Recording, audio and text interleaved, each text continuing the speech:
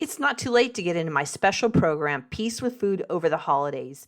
This is a super supportive program to give you tools to help you move out of the struggle with food, overeating, and feeling really overwhelmed this holiday season.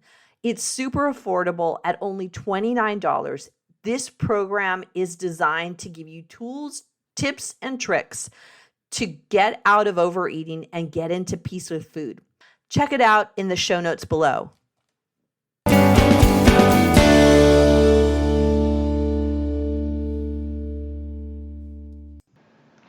Hi everyone, this is Kim, and I'm so glad you have joined us here today because we have a lot to talk about. It is becoming the holiday time, and there's a lot of information out there about overeating, and so I wanted to talk to you today about intuitive eating at the Thanksgiving time, at the holiday time. And as I was thinking about it, that, when I talk about the idea of intuitive eating and Thanksgiving, it can seem like an oxymoron where they don't really seem to go together, right? Doesn't it seem like if you're going to talk about Thanksgiving, it's about overeating, about having a lot of different foods, and about binging. And when we talk about intuitive eating, that's about becoming more in touch with your body and what your body needs. And I don't think those two things, intuitive eating and Thanksgiving, are talked about enough. So I really wanted to go in depth with you about this today. What I have learned that after years of being an intuitive eater and helping other intuitive eaters, I know this works, and I know that it works at Thanksgiving because I've done it myself and my clients have done it also. I call this time of year the holiday trifecta, the time between October 1 and December 31st, the time of Halloween, Thanksgiving, Hanukkah, Christmas, all of the holidays that go on this time of year. It's really the time where people are encouraged to binge and to overeat, and we really give ourselves a pass on that. And I'm okay if you want to overeat, that's fine. It's just know where that's coming from, and that is that coming from that backlash from the diet mindset, right? We've talked about this a lot before, that the diet mindset, the dieting and restricting, leads us to binging at certain times. And it could be, actually what I think is that it actually leads us to binge over the holidays, is that we restrict throughout the year and then we binge at the holidays. We're even encouraged because we know that come January 1st, we're going to diet again, we're going to restrict again. And it's this never-ending cycle of how do we eat throughout the whole year. And what I want to pose to you is this idea of how about we eat intuitively 365 days a year, where it's just what we do. And eating on Thanksgiving is no different than eating on February the 3rd, right? They're no different. And we could come to the table, like literally and figuratively come to the table in the same way through using intuitive eating all throughout the year. I find this time of year is really challenging because we're really met with the idea of special foods this time of year. Those foods that only come out at, October, November, December, and they're available in a limited time. They're special and you can't get them any other time of the year. And I've talked about this actually last week in our podcast about Starbucks is great at this. They're great about having the pumpkin spice latte that comes out on a certain day. And it's now they just came out with the Christmas drinks. And so there's this limited time where you can get it. And that's just like restriction and binge, right? So throughout the whole year, we restrict pumpkin spice latte, right? And then it comes out on this particular day, and we know it's going to end on another day where we can't get it for the rest of the year. And so people go crazy, like drinking it because it's in such limited supply. So this is where marketing actually does that kind of feast and famine kind of idea in order to get us to buy it. I got to tell you that there are a lot of recipes on how to make a pumpkin spice latte or any of the other things so that it really can be something that you can have all throughout the year if you wanted to. And I just want to introduce the idea that this is a marketing technique to show you that there's a restriction throughout the year, and then you can have this special item only in this limited time. So know what's going on, and knowing that this is really a ploy to get you to buy more, so that you know that they're marketing to you with this restrict and binge kind of idea. I also became really aware of this binge restrict idea when I thought about the foods that we have at Thanksgiving time and thought, oh, this is the only time I can have it, until I really thought about it, where I literally could have any of those items in that holiday meal anytime throughout the year. That where I live at our store, we have all the things I could do to make that holiday meal. And I realized that it didn't have to be that special meal so much, that it was something that I could have at any time of the year. So what I wonder for you is, what would happen if you allowed yourself to have these foods at any time of the year, if they felt like they were something that weren't special, but that were regular if you wanted it? I tend to not have the holiday foods the other time of the year because I just make other choices. And I do enjoy it at the holiday time. But now that I know about intuitive eating and the idea and binging, it's not that important to me to get all the food in all at once, because that's really the idea is that we restrict all year and then we go all in during the holiday because it's going to go away. So I want you to consider is whether you want to allow yourself to have those foods. I'm going to say allow in quotes because you can really do whatever you want. But to notice that dieting mindset can lead you to not have it or think you can't have it, and that you only can do it at holidays. There's this idea that, once again, we talked about last week in the podcast about habituation, which is where you have full free access to foods that you want. And I think that's what happened around Halloween, and that's what I talked about last week in our podcast about Halloween and candy. And if you want to listen to that, I'll link it in the show notes. But if you have access to candy throughout the year, Halloween doesn't become that great. Even kids, they might have a bit of it on Halloween night, but then they become less interested in it as the days go on. They're not going to keep overeating it day after day after day because they could have it at any other point that they want. So when you have the food in your regular rotation as what you can just have, it's just food that you have. So it doesn't feel like you've restricted during the other part of the year. So the habituation is one way to get out of that dieting mindset. Also, the messages about binging are so pronounced this time of year. It is constantly in our faces about having this food, about how special it is, and how you should just eat. And I'm going to tell you some stories in a few minutes of the things that I've noticed just recently, about some stories I heard recently that are really interesting to me, because it's really so ingrained in our society, this idea of overeating. And that's why I call it the holiday trifecta, because each period of the holiday has its own reason for overeating. And I just want you to be aware of it, that it's part of our society, and kind of we made the decision to jump into that mindset and to be a part of it. And I'm saying, how about we jump out of it and notice that that's part of the mindset that's going on, and that we don't want to engage in it anymore. So one story that actually happened to me last week, I was at the gym and I heard somebody say that they were going to exercise all out, full out on Thanksgiving Day in order to burn off the turkey or to be able to overeat later in the day. And that is something that doesn't resonate with me anymore. That idea of we have to punish ourselves with exercise so that we can eat more later on in the day.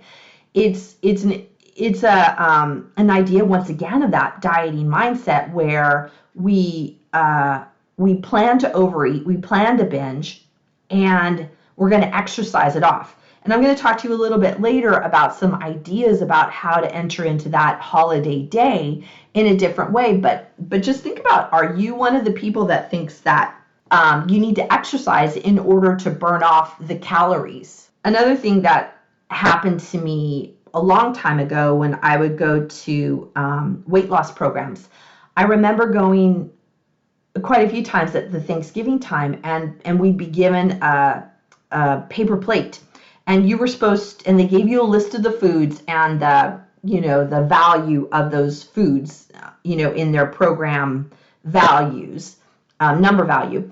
And you would then pick all the foods that you wanted, and you'd write it on your plate and write the number value and get it so the number value would equal whatever the number value of what you were allowed to eat that day.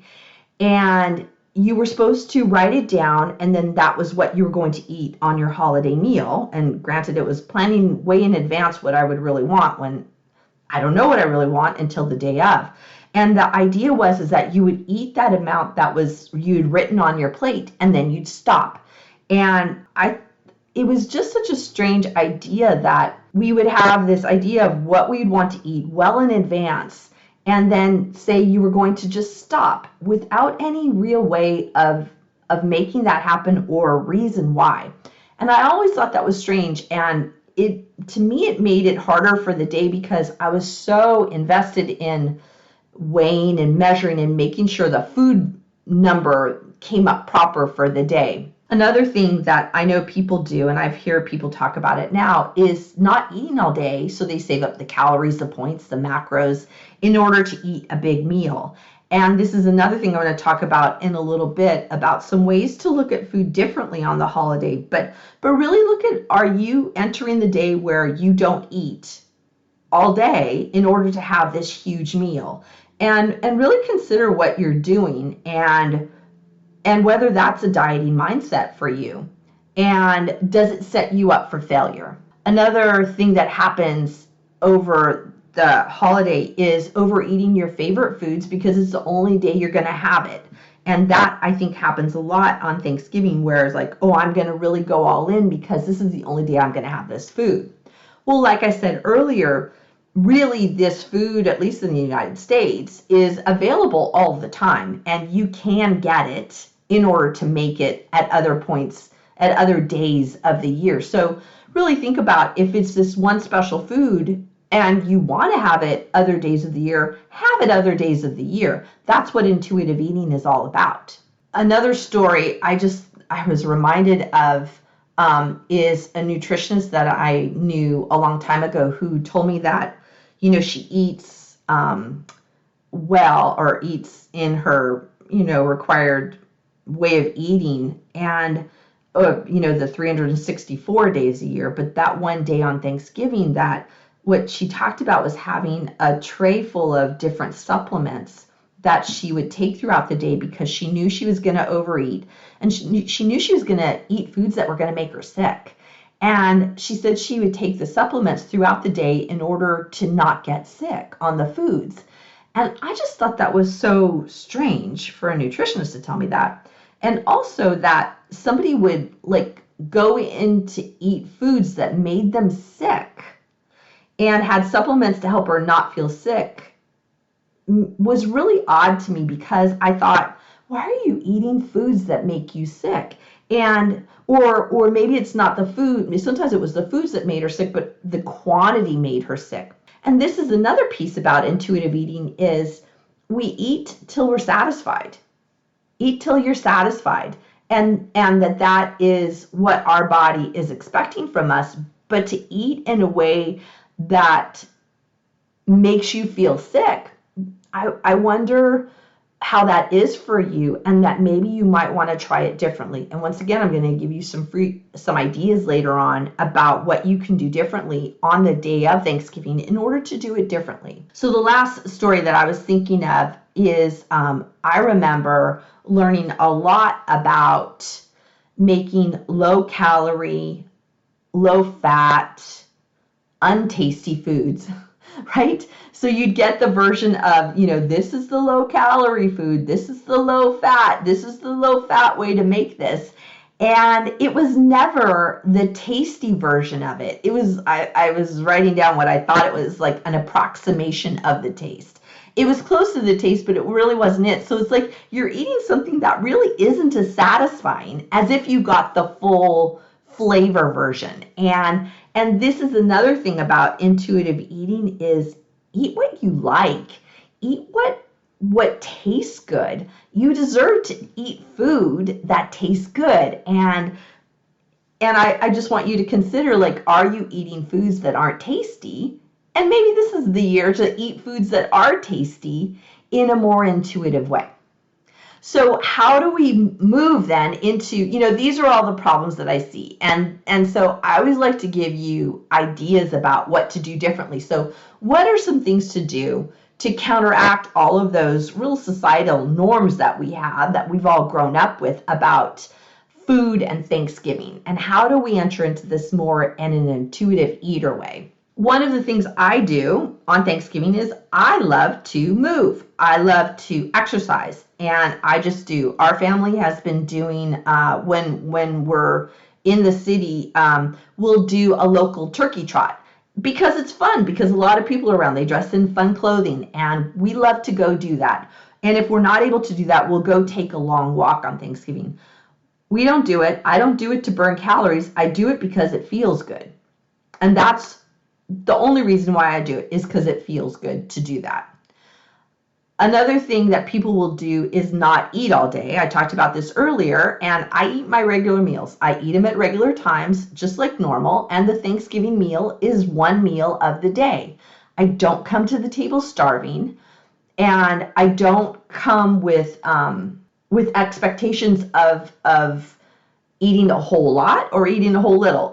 I come to the table with expectations of putting a reasonable portion on my plate, the amount that I want, the food that I want. And what I'll do is I'll tell myself that if I want to have more, I can go back and get more. And what I find is, now that I've been doing intuitive eating for quite a few years, is that I'm pretty good on what my portion size is, and I don't need to go back for more. But I don't have this internal obsession about having more food, and can I have more food? I can if I'd like, and I don't have to if I don't want to. And this helps me move into feeling peace with food at the holiday, because for me, not obsessing about food during the meal is really huge. I don't want to have to wonder about or keep thinking about food all day long. I really want to put food in its proper place as nourishment. And one of the ways I do that is I do like a kind of a scan of my body and start noticing, how hungry am I? Do I want more food? Is my body needing more food? What might be my right kind of food? Because I don't want to do like the nutritionist from a long time ago that I knew. I don't want to eat in a way that's going to make me feel sick. And this is what happens for a lot of people at this time, is that you go into the holiday, or into Thanksgiving at least, thinking, yeah, and I'm going to feel uncomfortable and I'm going to be sick at the end of that meal. Well, I don't want to go into any meal where I feel sick or uncomfortable afterwards. So for me, with intuitive eating, having that quick scan of my body to know if I'm hungry and want more is really, really helpful. The other thing that I want to talk to you about is the issue of, or the idea of, emotions.